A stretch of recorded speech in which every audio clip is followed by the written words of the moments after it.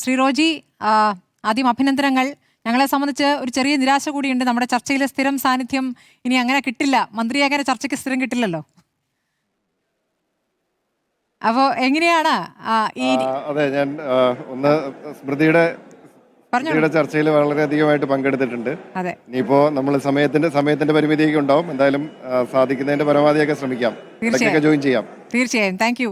അപ്പോൾ ഞാൻ മനസ്സിലാക്കുന്നത് ഉന്നത വിദ്യാഭ്യാസമാണ് അങ്ങേക്ക് കിട്ടാൻ പോകുന്ന വകുപ്പെന്നാണ്. ഔദ്യോഗികമായി അറിയിക്കാത്തതുകൊണ്ട് അങ്ങ് അതിൽ പ്രതികരിക്കുന്നുണ്ടാവില്ല. പക്ഷെ എന്നാലും അതാണ് വകുപ്പെങ്കിൽ നേരത്തെ മുൻ സർക്കാരിൽ കുറച്ച് വിമർശനങ്ങളേറെ കേട്ട ഒരു വകുപ്പ് കൂടിയാണ്. അപ്പോൾ എന്താണ് ചെയ്യേണ്ടത് എന്നൊരു രൂപരേഖ അങ്ങേക്കുമുണ്ടോ? അപ്പോൾ മുഖ്യമന്ത്രി ഈ നവയുഗ യാത്രയിൽ സഞ്ചരിച്ചുകൊണ്ട് ഒരു കോൺക്ലേവുകൾ നടത്തുകയും ചില രൂപരേഖകളൊക്കെ ഉണ്ടാക്കുകയൊക്കെ ചെയ്തിട്ടുണ്ട്. അത് മന്ത്രിമാരിലേക്ക് കൂടി അതിൻ്റെ ഭാഗം കിട്ടിക്കഴിഞ്ഞോ? നിങ്ങൾക്ക് നിങ്ങളുടേതായ ചില ആലോചനകളുണ്ടോ? എന്താണ് ഈ ഘട്ടത്തിൽ പറയാനാവുക ശ്രീ റോജി?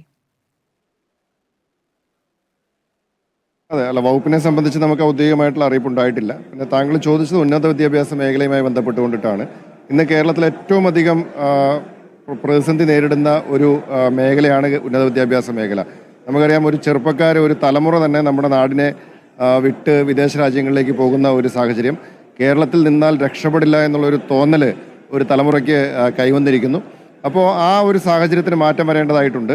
നമ്മുടെ ഉന്നത വിദ്യാഭ്യാസ മേഖലയിൽ ലോക നിലവാരത്തിലേക്ക് കൊണ്ടുവരാൻ ആവശ്യമായിട്ടുള്ള സമഗ്രമായ മാറ്റങ്ങൾ കൊണ്ടുവരേണ്ടതായിട്ടുണ്ട്. അങ്ങനെ കൊണ്ടുവന്നുകൊണ്ട് നമ്മുടെ കേരളത്തിലെ വിദ്യാഭ്യാസ സ്ഥാപനങ്ങളിൽ അല്ലെങ്കിൽ നാട്ടിൽ നിന്നാൽ ഇവിടെ പഠിച്ചാൽ രക്ഷപ്പെടാൻ കഴിയുമെന്ന ഒരു കോൺഫിഡൻസ് അത് നമുക്ക് പുതിയ തലമുറയ്ക്ക് കൊടുക്കേണ്ടതായിട്ടുണ്ട്. അങ്ങനെ അവരെ ഇവിടെ നമ്മുടെ നാടിനോട് ചേർത്ത് നിർത്താൻ സാധിക്കുന്ന തരത്തിലുള്ള പ്രവർത്തന പരിപാടികൾ വരേണ്ടതായിട്ടുണ്ട്. എനിക്ക് തോന്നുന്നത് ഈ തെരഞ്ഞെടുപ്പിൻ്റെ ഒരു റിസൾട്ട് നമ്മൾ പരിശോധിക്കുമ്പോൾ നമുക്ക് കാണാൻ കഴിയുന്ന എല്ലാ വിഭാഗം ആളുകളും UDF-ന് അനുകൂലമായിട്ട് വോട്ട് ചെയ്തിട്ടുണ്ട്. പ്രത്യേകിച്ച് പുതുതലമുറ ജെൻസിയും വളരെയധികമായിട്ട് ഒരു UDF-ന് അനുകൂലമായിട്ട് വോട്ട് ചെയ്യുന്നത് നമുക്ക് കാണാൻ കഴിഞ്ഞിട്ടുണ്ട്. കാരണം അവർ ഇന്നത്തെ കേരളത്തിൻ്റെ ഉന്നത വിദ്യാഭ്യാസ മേഖലയുമായി ബന്ധപ്പെട്ടുകൊണ്ട് നേരിടുന്ന വലിയ പ്രതിസന്ധിയുടെ ഇരകളാണ്. അപ്പോൾ അതിനൊരു പരിഹാരം ഉണ്ടാവണമെന്ന് അവർ ആഗ്രഹിക്കുന്നു. അതുകൊണ്ട് തന്നെ വലിയ പ്രതീക്ഷയോടുകൂടിയിട്ടാണ് അവർ UDF-നെ നോക്കിക്കാണുന്നത്. അതുകൊണ്ട് അവരുടെ പിന്തുണ നമുക്ക് ലഭിച്ചിട്ടുണ്ട്.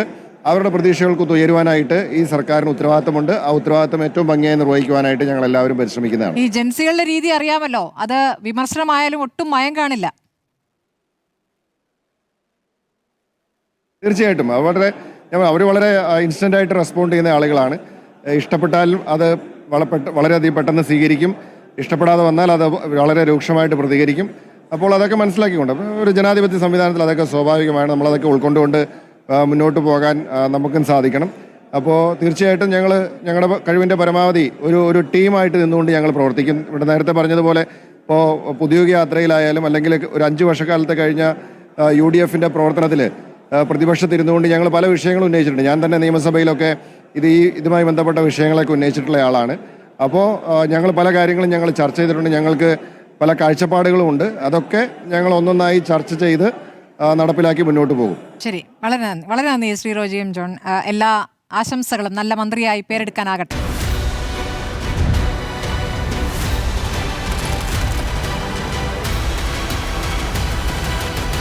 ഡിബേറ്റ് വിത്ത് സ്മൃതി പരുത്തിക്കാട്.